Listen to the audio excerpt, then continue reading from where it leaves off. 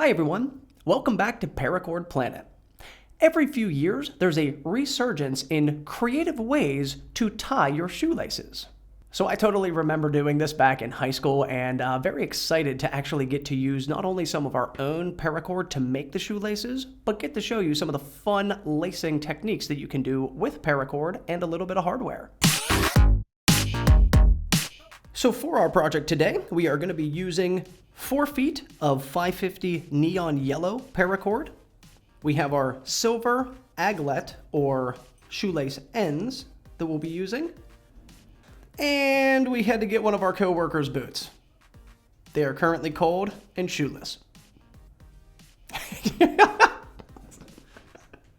So our first step is going to be attaching our Silver Aglets to the end of our paracord, and this is actually very easy to do. All you have to do is slide the paracord in the aglet. So we could just slide it all the way down. And now with your fingers, you can actually pinch it closed, or if you have a tool at home that you want to use, you can do it that way. But the important thing is to get the indentation of this triangle down. And how we're going to do that is we actually just have a Phillips head screwdriver, and we're going to use that to push it down. And we're going to do the exact same thing on the other side.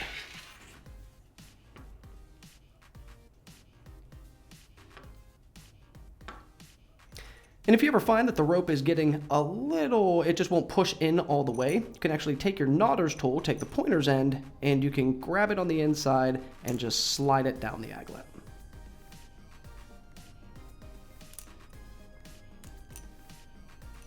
There we go. Now we're going to do the same thing where we're just going to pinch in with our fingers. We're going to take that Phillips head and we're going to push down the triangle.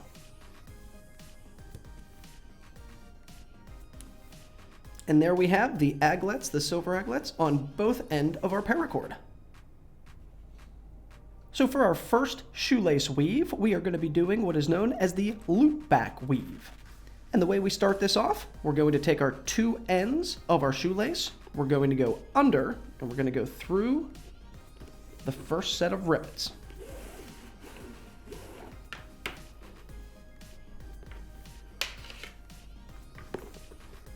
So basically we're starting this off like you would normally tie a shoe. So let's start with my right, your left. What we're going to do is we're going to take the working strand of the paracord, and we're going to loop it back under the second rivet. And we do want to make a little loop right in the middle. We're going to take the left working strand, your right working strand. We're going to go through that loop, and we're going to bring the end through the second rivet.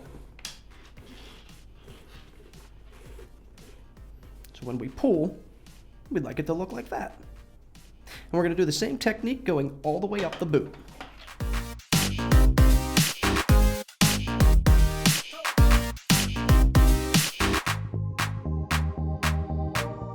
So there we have the loop back lace, and the way that these work, you just pull on the loops above the one you would like to tighten.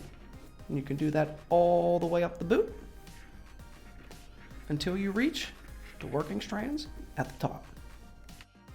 For our next lace, we are going to be doing what is known as the Sawtooth lace. And the way that we start these, we're actually going to go on the top through the bottom rivets.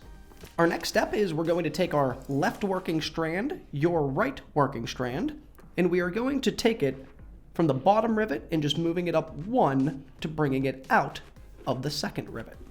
Now with the right working strand, we want to go up 1, 2, 3 to the third rivet on the opposite side, and we want to go through there. Back to our left working strand, we're going to take that and we're going to go over the top with it, and we're going to come through the second rivet on the right side. With that same working strand, we're going to go up 1, 2, 3 rivets to the one that does not have cord through it, and we're going to go right through. Now with the previous strand, the right working strand, we're going to take it across, We're going to bring it back through the top.